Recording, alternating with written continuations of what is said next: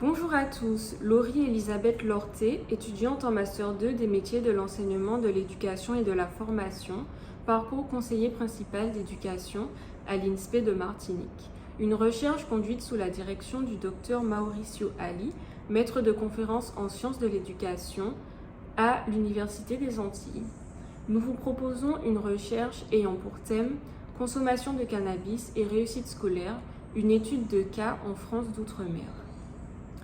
Sur le plan théorique, la consommation juvénile de cannabis chez les collégiens, lycéens et étudiants est presque toujours considérée comme ayant un impact fortement négatif sur la concentration et, par extension, sur les résultats scolaires des jeunes consommateurs. À l'heure actuelle, la discussion autour de cette substance est assez contrastée. En effet, le débat oscille entre ceux qui assurent que le cannabis est nocif pour la santé des consommateurs et qu'il a une incidence négative sur la vie de ces derniers, et d'autres qui affirment que cette substance n'a pas de conséquences graves sur la vie des consommateurs. Dans un contexte si polarisé, où la fiabilité des données proposées par les organismes en charge de ce type d'affaires est souvent mise en accusation, il est extrêmement difficile de distinguer le vrai du faux. La banalisation, les simplifications, les stéréotypes et les préjugés construits à partir d'un savoir fragmenté ont alimenté pendant de nombreuses années les pratiques des enseignants et des personnels de vie scolaire, associant d'une manière presque inéluctable la consommation de cannabis à l'échec scolaire et au comportement dit antisocial. Notre recherche se situe justement au centre de ce questionnement afin de décrire les habitudes de consommation des étudiants martiniquais et de les mettre en relation avec les résultats scolaires afin de détecter de possibles corrélations, tendances et incohérences. Elle poursuit l'étude de cas réalisée par Damien Beg en 2019 qui, en étudiant un autre établissement scolaire de Lille, avait démontré qu'il n'est pas possible de déterminer une corrélation statistique certaine entre la consommation de cannabis et la performance scolaire. Récent rapport de l'OFDT, l'Observatoire français des drogues et toxicomanies, estimait en 2019 que bien qu'il soit par définition impossible de faire une évaluation juste d'un marché illégal, la France compte au moins 4,6 millions de consommateurs occasionnels en France, soit les personnes qui consomment du cannabis au moins une fois par an, et 700 000 consommateurs quotidiens. Il s'agit ici d'un vrai phénomène massif qui a un impact social fort, amplifié par son caractère illégal, ce qui contribue à générer des imaginaires souvent polarisés et encore plus souvent peu soucieux de l'analyse objective de la situation.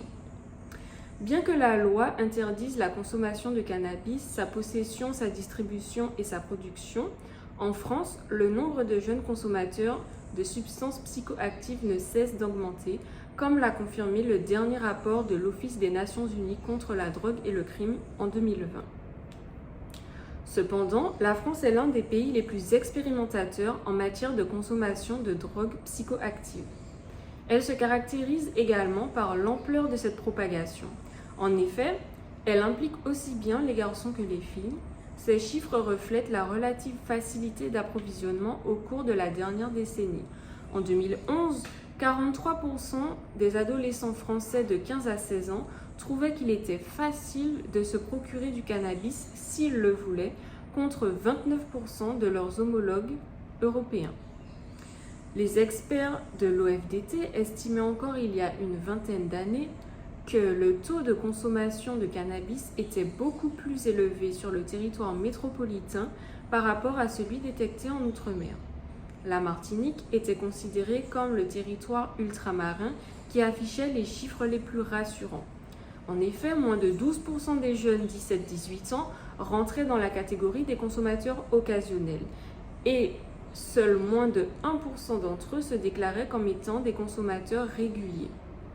Cependant, à la même époque, l'étude CENO sur l'analyse des eaux usées de Fort-de-France, le chef-lieu de la Martinique, présentait des concentrations de THC, un des principes actifs du cannabis, 1,5 fois plus élevée que celle des autres villes de France métropolitaine.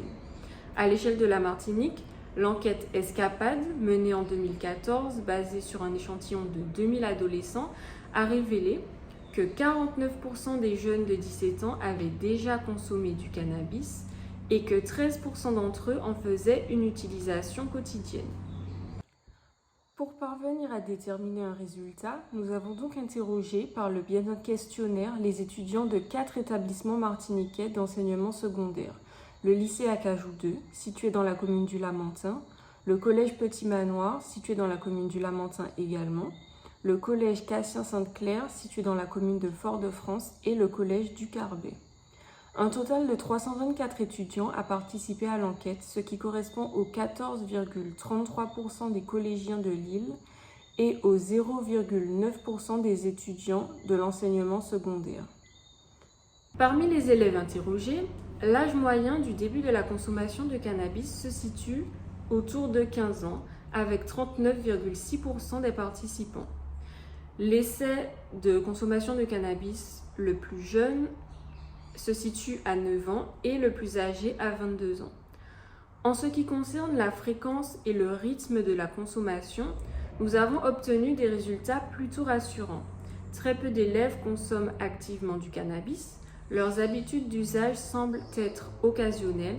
Par exemple, sur la totalité des élèves interrogés, seuls 16 d'entre eux consomment du cannabis une fois par jour et seuls 2 ont un mode de consommation quotidien et très actif. Quant aux résultats scolaires, ils sont eux aussi corrects. La majorité des élèves a obtenu une moyenne comprise entre 10 et 14 sur 20 et les deuxièmes notes les plus souvent obtenues sont celles comprises entre 15 et 20 sur 20. Dans l'ensemble, les élèves interrogés ont des notes plus que satisfaisantes.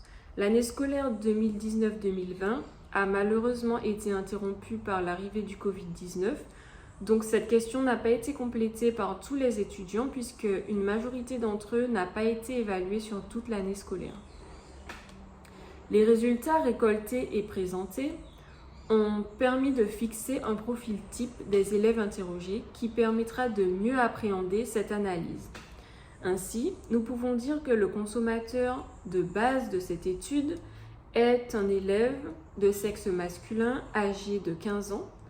Cet élève est issu de la classe moyenne avec une mère et un père vraisemblablement employés ou travaillant dans une administration. De plus, il fait partie de la catégorie des consommateurs occasionnels parce qu'il déclare avoir fumé une fois de temps en temps. Et pour finir, cet élève obtient, pour les 2 années scolaires utilisées pour cette recherche, une moyenne générale de 12 sur 20. Pour conclure, au vu des résultats obtenus, il n'est pas possible de déterminer une réelle corrélation entre consommation de cannabis et réussite ou échec scolaire. Il est certes vrai que certains élèves consommateurs ont des résultats moins élevés que la moyenne, mais une grande partie d'entre eux a aussi des résultats fortement élevés.